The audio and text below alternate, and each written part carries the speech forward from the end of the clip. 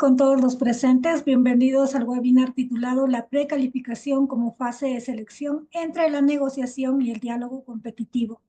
En los procesos de contratación pública y privada, la necesidad de seleccionar a los mejores oferentes no solo exige transparencia, sino también exige eficiencia y rigor técnico.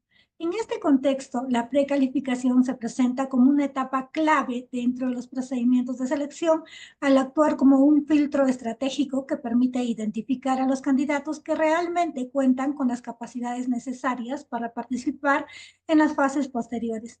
El día de hoy tenemos eh, la presencia del doctor Renzo Zárate, quien nos va a deleitar con este webinar del día de hoy. Él es abogado por la Universidad de San Martín de Porres, maestro en Derecho por la Universidad Peruana de Ciencias Aplicadas, UPC, especialista en contrataciones con el Estado, infraestructura, arbitraje y juntas de resolución de disputas. Cuenta con posgrado en la Universidad ESAN y en la Pontificia Universidad Católica del Perú. Es árbitro de Derecho en la Pontificia Universidad Católica del Perú, en la Cámara de Comercio de Lima, entre otros. Miembro colaborador del Observatorio de Contratación Pública de la Universidad de Zaragoza, España, integrante de la nómina de adjudicadores en la PUC, catedrático universitario en la Universidad de San y Universidad de San Martín de Porres. Ha sido miembro de la Comisión Consultiva de Contrataciones Públicas del Colegio de Abogados de Lima y miembro de la Red Iberoamericana de Contratación Pública. Ha sido miembro del Consejo Directivo de la SUNAFIL y miembro de la Delegación Peruana para la TLC entre Unión Europea y Perú y Colombia. Actualmente es director ejecutivo de la Sociedad Peruana de Derecho de la Contratación Pública y socio fundador de la firma Zárate. Bienvenido, doctor. Escuchamos. Hola Sandra, gracias por esta presentación y también gracias a Ancagua Internacional por la invitación a este webinar en la cual se encuentran difundiendo el sistema de contratación pública ahora más que nada con la nueva Ley General de Contratación Pública ya vigente y su reglamento. Así que muchísimas gracias por esta invitación. Rápidamente voy a hablar sobre la precalificación. Antes de ello permíteme compartir pantalla.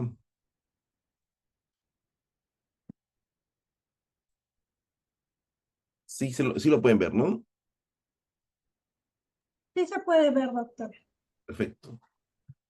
Primero, antes de iniciar este webinar para conversar sobre la precalificación, hay que tener en cuenta que el sistema de contratación pública, ahora con la Ley General de Contratación, eh, ha generado pues una reforma que está permitiendo ver algunos temas disruptivos y que desde mi punto de vista está generando algunas complicaciones. Y en otro lado, por otra parte, la Ley General de Contratación Pública se ha seguido esta, este sistema tradicional manteniendo algunos aspectos de la ley 3225, ¿no? La Ley General de Contrataciones con el Estado. Veamos un poco ello. Como ustedes bien conocen, la ley General de Contratación Pública como una norma tiene como un sistema de contratación. El sistema de contratación está basado en esta simbiosis determinada entre el sector público y el sector privado o el mercado, en donde el sector público, y ustedes bien seguramente lo conocen, donde el sector público, la entidad del Estado, tiene que adquirir para cumplir con su finalidad pública bienes, servicios y ejecutar obras. Y en ese entorno, bajo ese enfoque, tiene que voltear al mercado para poder adquirir estos bienes, servicios y obras que necesita ejecutar. Esta situación, esta sola situación genera un sistema de contratación que tiene que estar regulado, lo cual se ha venido regulando por un buen tiempo. Ahora tenemos la Ley General de Contratación Pública, la Ley 32069. Pero basada en este sistema de contratación pública, en principios, ¿no? Ustedes bien conocen que el principio más relevante del sistema de contratación pública es el principio de competencia, toda vez que el principio de competencia conlleva a que todo el sistema pueda generarse incentivos. El sistema de contratación pública en el cual el Estado pide al mercado poder abastecerse de bienes, servicios y ejecución de obras, se basa en una situación de principio de competencias, generando incentivos en el mercado para dar la mejor propuesta a a un precio determinado basándose en la maximización del costo-beneficio, tanto para el Estado como para el mercado. Eso es básicamente. Debemos tener en cuenta, amigos, tanto las leyes anteriores de contratación pública como la actual no han variado en ese enfoque porque el enfoque que tiene que tener todo sistema de contratación pública es un enfoque en el cual tiene un basamento de competencia.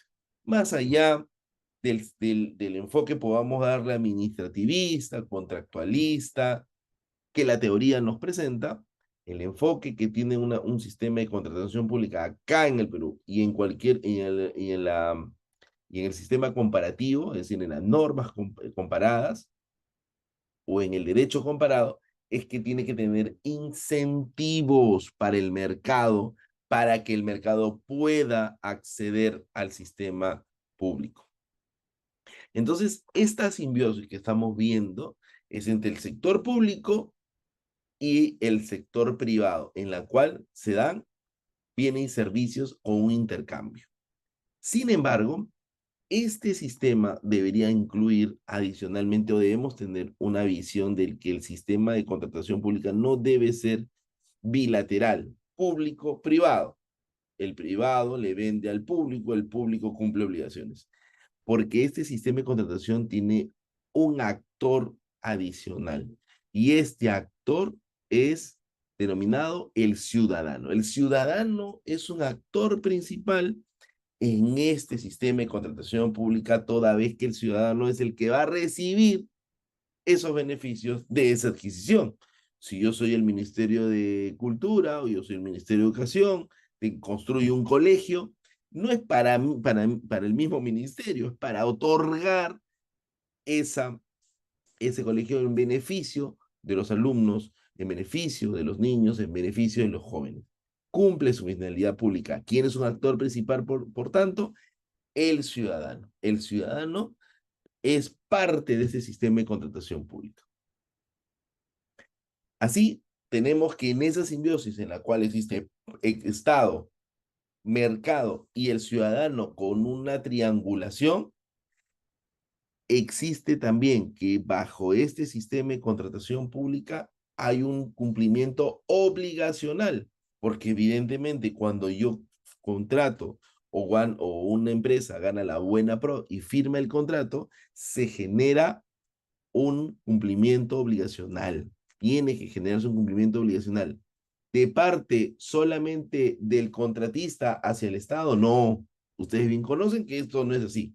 No es que el contratista se obliga a algo y el Estado lo mira y le dice, quiero que cumplas con todo lo que tú has señalado en tu oferta, sino que también el Estado se obliga a a ciertas cláusulas o pactos contractuales.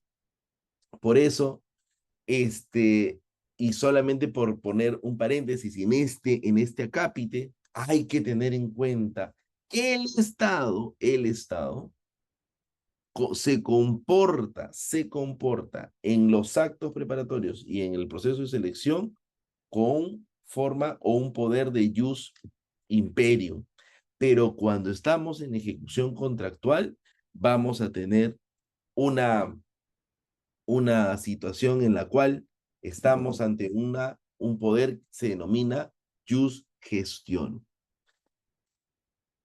¿Cuáles son estas fases de la contratación pública? ¿Cuáles son estas fases de la contratación pública? Las fases de la contratación pública Son tres y no han variado, son inmutables, tanto en el derecho comparado como acá. La nueva ley general de contratación pública no varía en este punto porque tiene una sistematización, como hemos visto. Y se inicia con los actos preparatorios, prosigue con el proceso de selección y culmina con la ejecución contractual. ¿Cuándo inicia los actos preparatorios? Con el requerimiento del área usuaria, es decir, la necesidad del área usuaria. El área usuaria necesita alimentación, necesita medicamentos, necesita colegios, necesita hospitales. Ese es el requerimiento.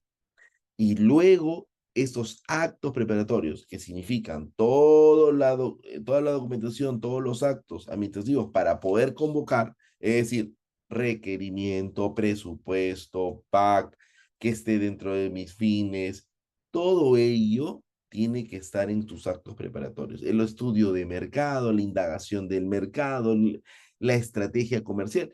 Ahora, estimados amigos, hoy ya con la Ley General de Contratación Pública, no tenemos que olvidar que esta ley, la 32069, ha incluido un punto importante, que es la estrategia de la compra. Estrategia de compra, es decir, que el DET, lo que era antes el órgano encargado de las contrataciones, va a tener que establecer una estrategia de cómo va a comprar, qué es lo que está en el mercado, es eficiente o no es eficiente, plazos, oportunidades antes de lanzar una convocatoria. No puedes lanzar una convocatoria sin haber hecho una estrategia, porque esto es algo que uno tiene que hacer hasta en su vida diaria, ¿no? O sea, si vas a lanzar algo o vas a tomar una decisión de una compra, tú tienes que establecer tu estrategia. ¿Qué es lo que quiero y qué es lo que me va a permitir el mercado? Entonces, estos actos preparatorios culminan con la convocatoria del proceso de selección y se inicia la siguiente fase, que es la fase del proceso de selección que inicia con la convocatoria y va a culminar con la firma del contrato. Ahí está esta etapa o esta fase denominada proceso de selección. Culmina este proceso de selección con la firma del contrato y luego comienza la ejecución contractual con la firma del contrato, culminando con el pago y la conformidad y el pago. Entonces, estas fases son importantes tenerlas presentes para poder entender cómo se visualiza el sistema de contratación pública. Muy bien. ¿Qué nos trae ahora, en principio, la Ley General de Contratación Pública, la Ley 32.069? Nos trae estos conceptos de procedimiento competitivo y procedimiento no competitivo, que no estaban en la Ley 3225, pero que de alguna manera la doctrina ya los recogía, ¿no? El procedimiento competitivo y el procedimiento competitivo nos da una visión distinta de cómo debemos llevar a cabo, por ejemplo, una estrategia de compra y una gestión de riesgos de la compra pública o de la adquisición o de la ejecución de obras. Toda contratación pública deben recordar ahora, y como siempre debió hacerse, es con una estrategia de compra y primordial y una gestión de riesgos de la compra. No podemos dejar de lado estos dos basamentos para poder generar una compra pública o una ejecución de obra. Y en esa base, en ese contexto, ingresa estos dos conceptos, procedimiento competitivo y procedimiento no competitivo. ¿Cuándo estamos ante un procedimiento competitivo? Cuando señalamos un procedimiento clásico, ¿no? Con reglas del proceso regular, aplicación del principio de competencia. A veces han preguntado muchas veces, oye, el principio de competencia es que haya pluralidad de postores. No, la pluralidad de postores es otra situación.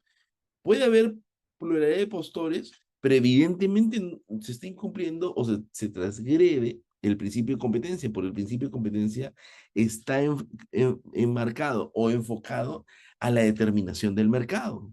¿Qué es lo que ofrece el mercado? ¿Qué es cómo está el término de referencia, la especificación técnica o el expediente técnico, cómo está dentro de una estrategia determinado, cuál es el enfoque que el mercado le está otorgando? Agentes del mercado de competencia, existe un procedimiento competitivo y también en este procedimiento competitivo existe el derecho a la interposición de medios impugnatorios. ¿Cuáles son los procedimientos competitivos que ha señalado, por tanto, la Ley General de Contratación Pública? La licitación pública que la ha mantenido, el concurso público, pero con algunas variantes.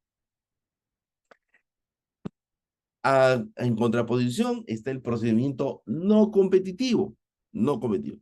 Cuando se discutió el tema del procedimiento no competitivo, había en un primer momento un sector de académico que decía no señalemos procedimientos no competitivos porque el órgano de control institucional o el OSI o la Contraloría o la misma Fiscalía o el Poder Judicial va a entender que si estamos ante un procedimiento no competitivo, eso es ilegal. Situación totalmente que no tiene asidero, ¿no? Jurídico. Un procedimiento no competitivo no significa que no sea legal. Es legal, está dentro de la conceptualización del sistema de contratación pública, pero es excepcional. El procedimiento no competitivo no se aleja de la legalidad, pero se separa del procedimiento competitivo diciendo, en estos casos especiales, en estos casos taxativos, vamos a tener que aplicar procedimiento no competitivo, es decir, procedimientos de selección establecidos por causas expresas en la norma. Y es por eso que se señala que es un procedimiento de selección, ¿sí?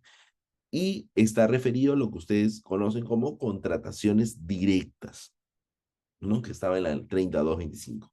No es ilegal, causas solamente por causas establecidas expresamente en la norma.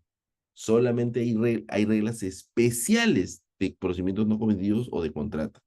Hay una diligencia en actuaciones, tiene que haber una actuación diligente, no se olviden de ello, del área usuaria y el OS, o lo que es la DEC, ¿no? Tiene que haber esta conversación, esta estrategia para poder llevar a cabo el procedimiento no competitivo. No es que yo vaya a ir al procedimiento no competitivo como primera opción, sino hay que evaluar si podemos ir a un procedimiento competitivo o un procedimiento clásico y cuál va a ser los pros y contras, gestión de riesgos. ¿Ok? No hay un derecho de interposición de medios impugnatorios y no se siguen las reglas del procedimiento competitivo.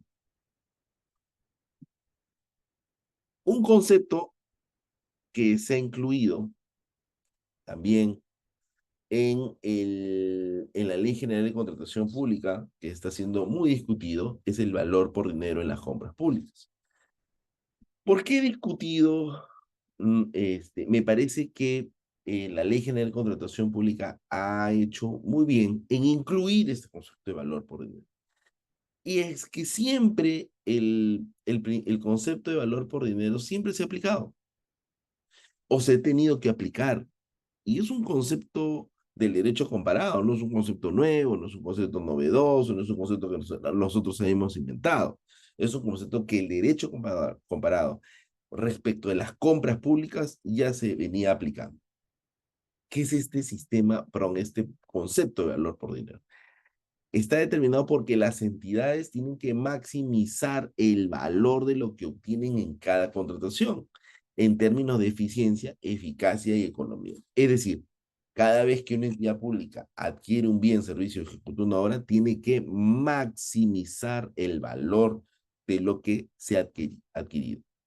Por tanto, se contrata a quien asegure, no se olviden, aseguren el cumplimiento de la finalidad pública en calidad, sostenibilidad de la oferta y evaluación de los costos y plazos.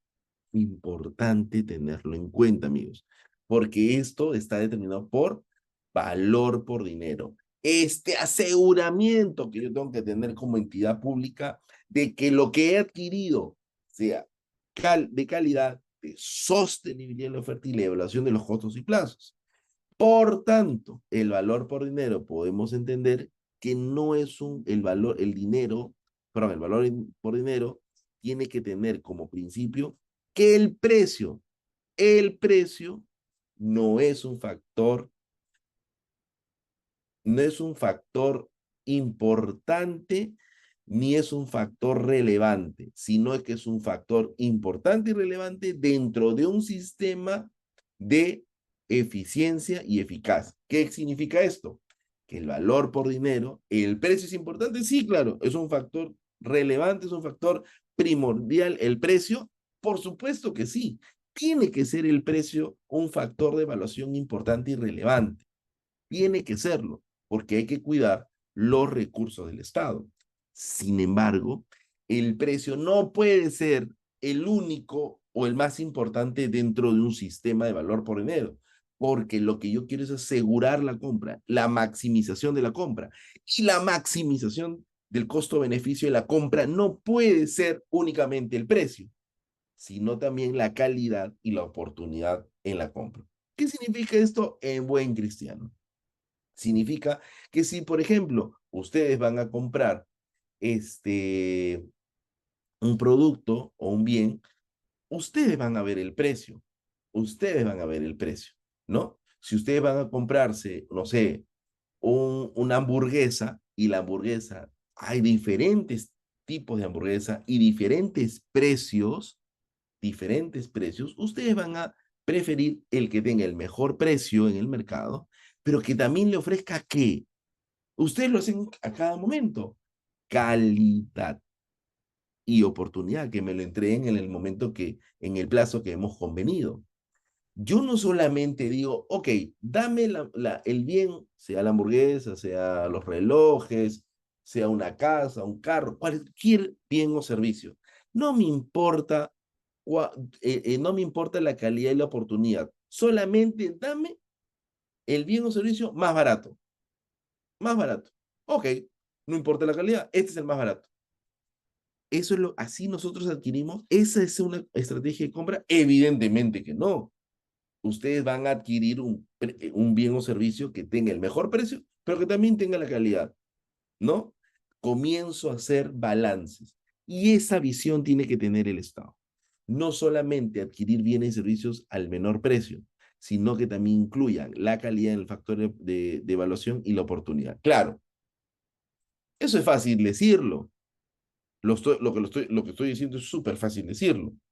Lo importante es cómo lo aplico, cómo lo aterrizo, ¿no? O sea, porque en la academia, como lo que estoy haciendo ahorita, es fácil decir, oye, aplica valor por dinero, busca lo mejor en el precio, pero también tenga calidad y oportunidad. Claro, el funcionario público lo que va a hacer o llevar a cabo es tener un bien o servicio en el frente de lo que pide el mercado, pero ante la situación de que tiene atrás al órgano de control institucional, a la Contraloría General de la República, al Poder Judicial y a la Fiscalía, que está mirando, qué es lo que va a comprar y cómo lo va a comprar.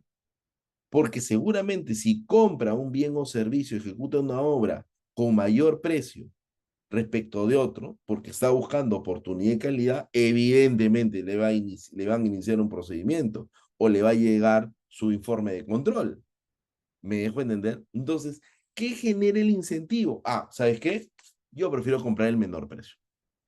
Entonces, esta situación del funcionario es importante tenerlo en cuenta, ¿no? En la aplicación y también el aterrizar este concepto de valor por dinero establecido en la Ley General de Contratación Pública. No sé si hay funcionarios públicos acá, pero evidentemente los que son, tienen que tomar decisiones muy estratégicas. Quien les habla ha sido funcionario público y cuando uno ha sido funcionario público, cuando está en la función pública, conoce cómo el sistema tiene estas falencias en cómo se toman las decisiones, ¿no? Entonces, por eso a veces he escuchado en algunas situaciones cómo se trata este principio de valor por dinero, este concepto, y se dice, ya, hay que aplicar, claro, pero como tú no eres funcionario público, dices, ah, aplícalo, porque tienes que ir al precio, calidad y la oportunidad. El problema no es el concepto, el problema es cómo lo aplicas y cómo lo aterrizas, ¿no? Por eso en tema de contratación pública siempre es importante la experiencia y haber pasado al menos por el Estado para poder tener una visión distinta o con sombreros distintos, no tanto del privado como del público. Adicionalmente a ello, amigos, existe este principio de discrecionalidad en la compra pública. O sea, no solamente la norma ha señalado el valor, el principio de valor por dinero, no solamente ha dicho, oye, ¿sabes qué? Tiene que haber valor por dinero, ¿no? Sobre el base del el precio, calidad y la oportunidad, ¿no? No es el factor de evaluación, dicen, no es el factor de evaluación más importante el precio. Puedes comprar un poco más caro en tanto que se cumpla calidad y oportunidad. Bueno, vemos que está bien lo que se ha incluido y está correcto este concepto, incluirlo en la ley, pero hay que ver cómo lo aplicamos, cuáles van a ser los parámetros sobre este punto. Y aunado, lo que le te dice la norma es, oye, aplica principio de discrecionalidad en la compra pública al funcionario público. O sea, principio de discrecionalidad como una protección. ¿En verdad es una protección? Le está diciendo que lo que se fundamenta el principio de discrecionalidad en la norma actual es que es este rigor técnico empleado por los funcionarios y servidores, dependencias y unidades de las contrataciones públicas para optar por la mejor decisión debidamente sustentada que permite el cumplimiento oportuno de los fines públicos. Es decir, yo tengo que primero llevar a cabo principio de discrecionalidad en la cual mi interés es que se lleve a cabo la compra pública. Y si tengo que ver algún tipo de interpretación a favor de la compra pública dentro del marco de transparencia, dentro del marco de la legalidad, puedo generar esta discreción para poder cumplir con esta finalidad, para cumplir con la compra, porque eso me va a beneficiar. Eso no ha dado el principio de competencia. La pregunta que viene es, vamos a entender cuando tomemos decisiones los funcionarios o los que son funcionarios públicos, se va a poder entender por parte del órgano encargado de perdón, por el órgano institucional, el OSI, de Contraloría General, la Fiscalía o el Poder Judicial, va a entender la aplicación del principio de discrecionalidad y decir, oye, el funcionario tomó la decisión según el principio de discrecionalidad, no, o sea, debió cumplir exactamente lo que la ley establece porque hay un principio de legalidad, pero el principio de la compra pública también te establece un principio de discrecionalidad para poder llegar al cumplimiento oportuno de los fines públicos. Esa colisión y ese aterrizaje es lo que preocupa en el sistema de contratación pública. Muy bien, en base a todo lo que hemos indicado, podemos ver, estimados amigos, que el reglamento de la Ley General de Contratación Pública, ya con todo lo que hemos visto, con ese marco, ha incluido ha incluido como una regulación que ya conocemos el procedimiento de selección, que es la segunda fase, y en esta fase de procedimiento de selección hay etapas y subetapas. ¿Cuáles son las etapas que ustedes conocen claramente? Convocatoria, ¿no? Lanzo en la convocatoria, el comité de selección, o ahora el jurado o el evaluador, lanzan la convocatoria, que básicamente la convocatoria es ir y sacar un comunicado en donde a través del Pladicode va a ser, antes de él se hace, voy a decirle al mercado, ¿no? Un poco le digo a mis alumnos así, es como que yo abro la ventana y digo, oye, quiero comprar esto, quiero comprar un carro, quiero comprar una casa, quiero comprar mascarillas, quiero comprar medicamentos, quiero hacer una obra. Esa es la convocatoria, porque convoco al mercado, convoco a los privados para que se presenten. Eso es la convocatoria. Y luego va a haber lo que siempre ha estado establecido, una convocatoria, un registro de participantes, el mercado viene a través de sus representantes y quiere participar, se registra, y luego que se registra, ¿qué hace? Va a leer las bases, va a leer las bases, va a verificar que las bases se encuentren con lo que él está ofreciendo y va a poder cuestionar las bases como lo hemos visto hasta la 3225, voy a poder cuestionar las bases y va a poder cuestionar las bases a través de las consultas y las observaciones. Ahí no ha variado, ¿no? Ustedes han visto que no ha variado. Va a cuestionar las bases si es que hay que cuestionar algo respecto de una consulta de observación, si hay un vacío, una consulta y una contravención de una norma o una vulneración de la ley, va a ser una observación. Y luego de ello se va a integrar las bases. Es decir, si hay una consulta de observación o que se tiene que aclarar, Se aclarará y se integran las bases. Unas bases renovadas con estas consultas de observaciones ya dilucidadas. Hasta ahí estamos siguiendo lo de la norma anterior.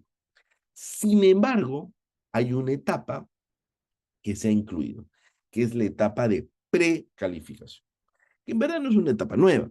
O sea, no se incluía en la 3225, pero ya era una etapa que se había incluido o ya se había pensado es más, para la 3225 la iban a incluir, ¿no?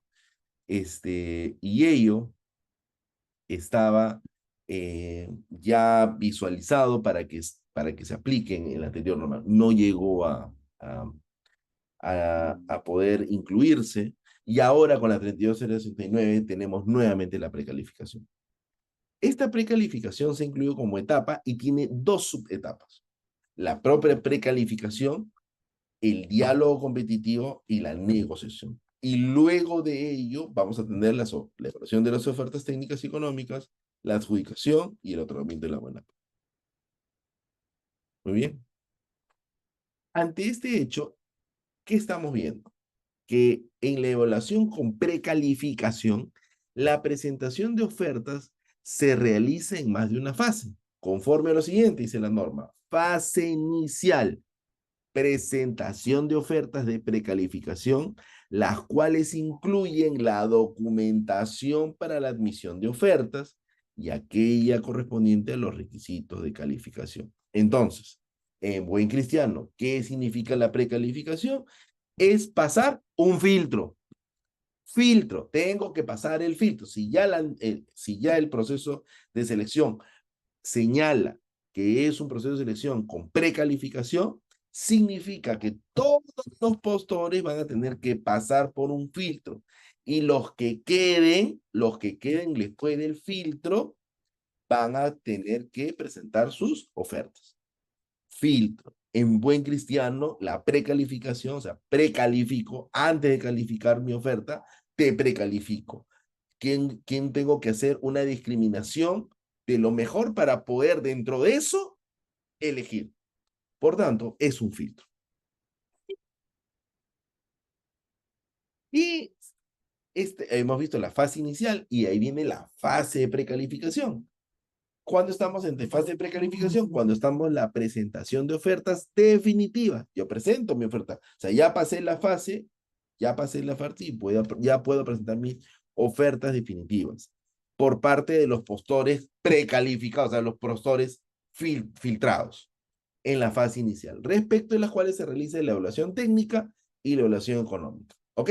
Entonces, ya luego de filtrados, ya puedo presentar mis ofertas definitivas para hacer una evaluación técnica y una evaluación económica. ¿Ok? Esta fase de precalificación puede tener dos subetapas. Dos. La negociación y el diálogo competitivo. ¿Ok? Y estas ofertas preliminares antes de presentar las ofertas definitivas. En la evaluación con precalificación, los evaluadores, no se olviden, según la norma, determinan lo siguiente, amigos. Los postores precalificados que pasan a la siguiente fase, es decir, los que son filtrados. Se publican los resultados en el Pladicop y se invita a presentar sus ofertas definitivas. Porque claro, cuando están filtrados, ya llegan a la precalificación, se generan dos subetapas, o es a negociación o diálogo competitivo, y esto permite que ya presentes ahora sí tu oferta definitiva, porque la anterior es una oferta preliminar. En caso que se haya previsto, dice la norma, una fase de diálogo competitivo o negociación, se les invita a participar de la referida fase. Entonces, si hay esta etapa, ya pasaste el filtro, ahora veamos si hay diálogo o negociación. Por tanto, iremos a esa subetapa o subfase. Entonces tenemos que en la fase de precalificación tenemos dos, negociación y diálogo competitivo. ¿Cuándo estamos ante la negociación? Estamos cuando los postores seleccionados en la etapa de precalificación presentan y sustentan ante los evaluadores ofertas preliminares respecto de las cuales se puede realizar ronda de negociación, roadshow. Roadshow. Puedo hacer un roadshow respecto de ello, respecto de mis ofertas. ¿Con el fin de qué? Con el fin de poder mejorar el contenido de qué cosa, amigos. el contenido de estas ofertas. Por eso la norma establece, durante la negociación los postores pueden formular, no se olviden, consultas, proponer modificaciones al contrato y a la modalidad de pago u otras condiciones del contrato. Entonces, en la negociación voy a poder hacer un roadshow, es decir, voy a poder sentarme, Estado, entidad pública, el representante, el evaluador, con los que han pasado el filtro, o sea, con los precalificados, y con estos postores hacer una ronda de negociación en donde ellos pueden formular consultas al contrato, proponer modificaciones al contrato, modalidades al contrato y otras condiciones del contrato. Pueden pedir, oye, esta forma de pago yo te propongo que no sea así, que sea así, esta modalidad de pago no quisiera que sea así, te propongo este, es más eficiente para que yo tenga mejor oferta, te puedo dar mejor oferta si tú pones esto en el contrato, ¿no? Modificaciones del contrato, por ejemplo, el tema de garantías, hay diferentes tipos de garantías que ustedes seguramente ya han visto, y evidentemente esto lo podemos proponer. Comienza ahí una negociación donde están todos los postores, y comienzo a negociar con cada uno escucha, oye, esto yo lo que quiero, esto puedo poner, para finalmente que ellos presenten su oferta final. Muy bien, ¿qué no se puede en la negociación? No son materia de negociación. Los factores de evaluación no son materia de negociación. Ni las condiciones mínimas que se hubieran establecido como no negociables en la base. Si la base dice no se puede negociar esto, no se negocia. ¿Listo? Pasemos ahora al diálogo competitivo. ¿Qué establece? Los evaluadores entablan un diálogo con los postores seleccionados en la etapa de precalificación, o sea, los filtrados, con el fin, y ahí ya cambia, ojo, con el fin de identificar y desarrollar soluciones idóneas para satisfacer las necesidades de la necesidad contratante a partir de un requerimiento preliminar. Acá cambia, señores, cambia, porque el diálogo competitivo lo que yo hago es hacer un diálogo con el postor para que me identifique y desarrolle soluciones o me mejore el requerimiento. ¿Ok? El requerimiento, no el contrato. En el diálogo, el foco ya no es el contrato. El foco donde yo voy a poner todo es el requerimiento. Ya es distinto. Pero entonces me van a decir, oye, entonces, ¿cómo el requerimiento? Porque el requerimiento que se presenta en ese procedimiento es preliminar. Preliminar. Y cuando estamos ante el requerimiento preliminar, lo que yo le digo al postor, oye, tengo este requerimiento preliminar, pero como es un requerimiento sobre un bien, servicio, una ejecución de obra, por un tema de alta tecnología o de alta envergadura o de alta complejidad, yo no tengo ese conocimiento. No sé si me dejo entender. Yo no tengo ese conocimiento. Entonces, yo como Estado, como área usuaria, no tengo, no sé, vamos a suponer, quiero adquirir un bien, un robot, con lo que hay, ¿no? Es, por ejemplo, el robot, robot que tienen las entidades de salud, ¿no? Que operas de manera remota. Entonces, pero yo, ¿cómo hago ese requerimiento?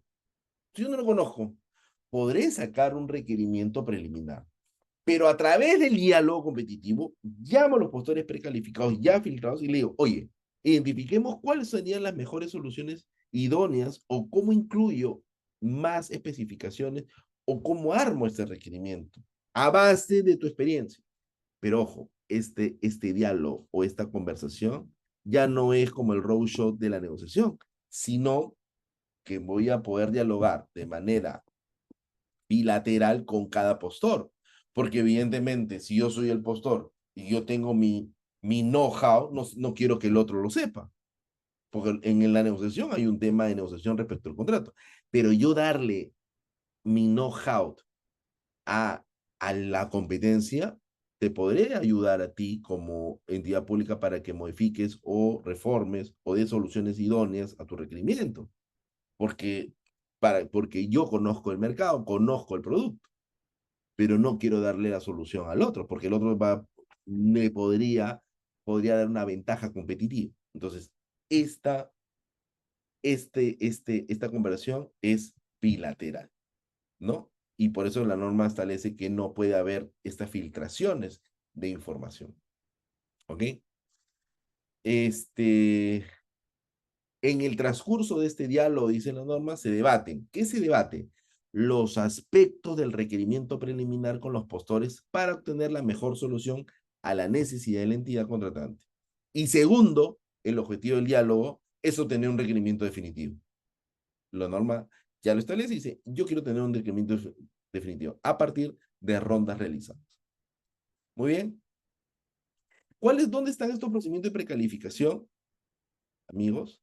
Por ejemplo, tenemos la licitación pública de obras con precalificación, ahí lo vemos, está en la norma. Cuando se trate, miren cómo lo ponen, cuando se trate de obras bajo los sistemas de entrega, solo construcción, diseño, construcción, operación y mantenimiento, con una cuantía mayor a 79 millones. Ahí está en la norma, ya te estoy diciendo cuándo hay una licitación pública con precalificación. Y esta es una licitación pública con diálogo. Y miren lo que dice la norma, dice, o el cuadrito establecido en el anexo. La entidad contratante sustente en la estrategia de contratación que no esté en condiciones, por eso es la importante la estrategia, que no esté en condiciones de definir por sí misma el requerimiento idóneo para satisfacer su necesidad, dada su alta complejidad técnica o necesidad de plantear soluciones innovadoras. Entonces, el diálogo lo vas a utilizar para alta complejidad, alto tema tecnológico y solución innovadora, ¿no? Todo eso lo vas a poder usar el diálogo porque vas a buscar el requerimiento idóneo. Después tenemos la licitación pública de obras con negociación, que también se trate de obras ejecutadas bajo los siguientes sistemas de entrega: integrada de proyecto de alianza, gestión de diseño y construcción al riesgo y gestión de diseño y construcción de agencia, porque ahí sí vamos el foco al contrato. Concurso público con precalificación, mayores a 2 millones. Concurso público con diálogo competitivo, igual, cuando sean temas de alta complejidad, ¿no? Y esto es un poco como el diálogo competitivo y la negociación también le generan como contraparte un incentivo para el contratista. Culminaciones anticipadas de fechas programadas para componentes de obra, incorporación de estándares ambientales y respuesta rápida de la supervisión. Tema que también ha incluido la norma sobre este tema dentro es el Fast Track, que permite elaborar el expediente técnico de obra en paralelo con la elección de la obra con la finalidad de entregar el proyecto en plazos reducidos. Voy haciendo el expediente técnico, voy construyendo. Vamos a hacer todo ello de manera paralela. Ojo, pero este Fast Track, que no estaba en la norma anterior, pero siempre ha sido utilizado, ojo, o sea, es utilizado por los contratistas.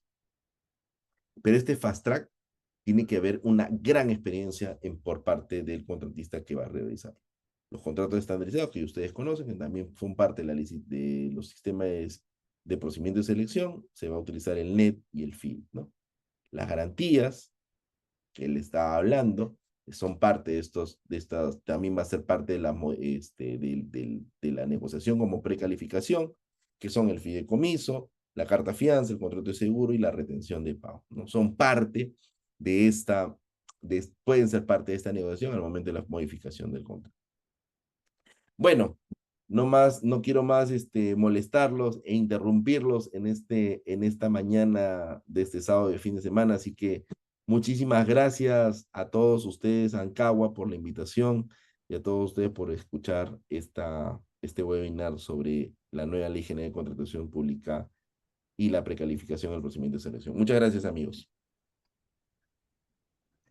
Muchas gracias. Por favor, si existen consultas, van preparando. A ver, voy a leer una de las consultas que han dejado en el chat. Dice, una consulta. ¿Será posible la grabación a la clase y a las diapositivas del ponente para comunicarles que respecto a la grabación de la clase van a encontrarlo en el Zoom, en el Facebook, también se publica la grabación de la clase? Y respecto a las diapositivas del ponente, le consulto, doctor, usted si es que podría proporcionarnos para poder facilitarle, si es que es posible. Sí, Sandra, por favor. mientras más esto se difunda, mejor. Y yo te lo puedo enviar las diapositivas para que los puedas difundir a los integrantes. No tengo ningún tipo de problema. Perfecto, muchas gracias. A ver, voy a leer una consulta. El señor Abel Enrique dice, en la negociación individual debería participar un funcionario de control interno.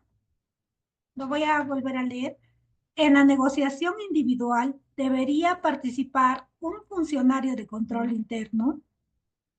Sí, en verdad la norma establece el tema de la inclusión del órgano de control. Ahora, definitivamente, a ver, la norma lo establece y lo dispone, ¿ah?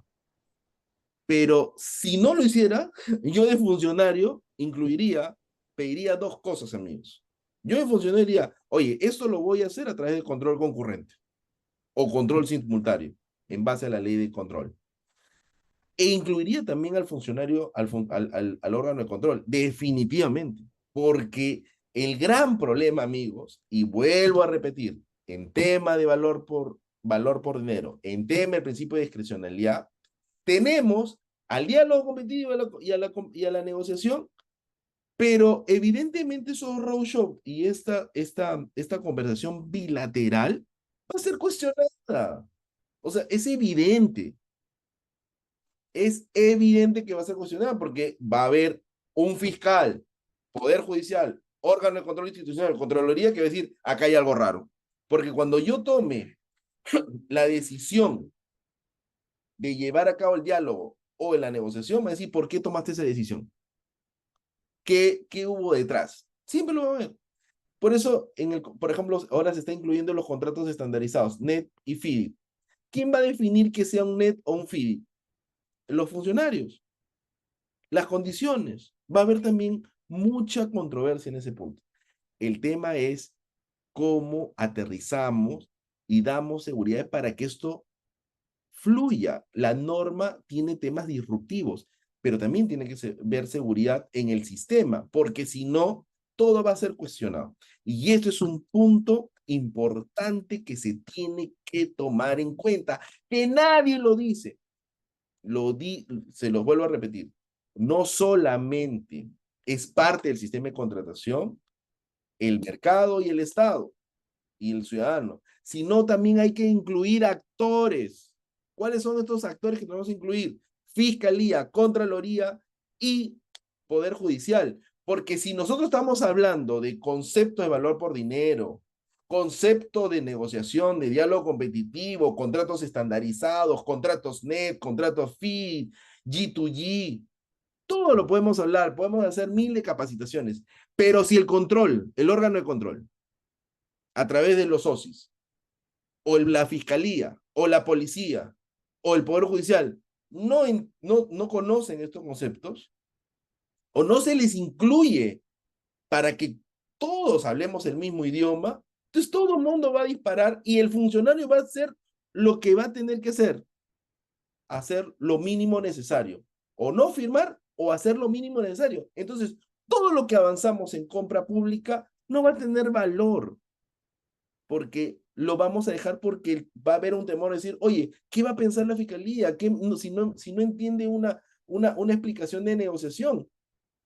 ¿Creen que alguien de control o el sistema actual va a entender que el funcionario, el evaluador o el comité de selección, como se denomine, se sentó con el proveedor? ¿Qué va a pasar? Eso no lo va a entender. Y acá estamos hablando de negociación. Es importante todo lo que la norma está trayendo. El tema es cómo lo aplicamos. Ese es el problema. Por eso necesitamos gente preparada en tema de contratación pública. Por eso yo saludo a Ancagua. Tenemos que hablar de contratación. Estamos en una ley de contratación donde no solamente la contratación es ejecución contractual. Es actos preparatorios, procedimiento de selección, estrategia de compra. Eso es importante tenerlo en cuenta, amigos. Gracias. Gracias. Bien, hay otra pregunta. Dice, si se advierte algún riesgo en la etapa de diálogo competitivo, de cara a la sospecha de un acuerdo para determinar requerimientos definitivos que favorezcan a un eventual proveedor. De ser así, se podría cuestionar, voy a volver a leer la pregunta. Dice, si se advierte algún riesgo en la etapa de diálogo competitivo de cara a la sospecha de un acuerdo para determinar requerimientos definitivos que favorezcan a un eventual proveedor, de ser así, se podría cuestionar.